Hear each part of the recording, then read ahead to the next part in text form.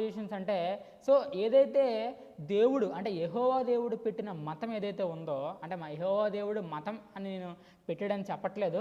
అంటే ఆయన యొక్క ఉద్దేశం ఏంటంటే, సో ముందు అసలు జుడాయిజం ముందు మనం తెలుసుకోవాలంటే అంటే అలా బ్యాక్కి వెళ్ళాలన్నమాట.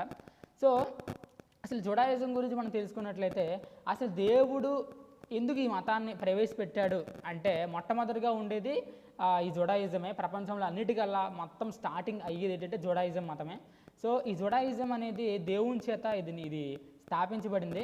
అయితే ఇది మొదటగా ఏంటంటే, ముందు మనుషులకి ఒక డిసిప్లిన్ నేర్పించాలి, ముందు మనుషులకి ఒక సిద్ధాంతం నేర్పించాలి, ముందు మనుషులని ఒక ఒక ఒక కంచెలో పెడితే వాళ్ళు కరెక్ట్గా ఉంటారు. అండ్ అలాగే దేవుని ఉద్దేశం ఏంటంటే, ముందు ఒక కొంతమంది జనాంగాన్ని అలాగే అబ్రహాముకి ఇవ్వబడిన ఆ వాగ్దానం ఏదైతే ఉందో ఆ వాగ్దానం నిలబెట్టుకోవడానికి ఆ ప్రజల్ని ముందు ఆయన మార్చుకోవడానికి, ఆ ప్రజల యొక్క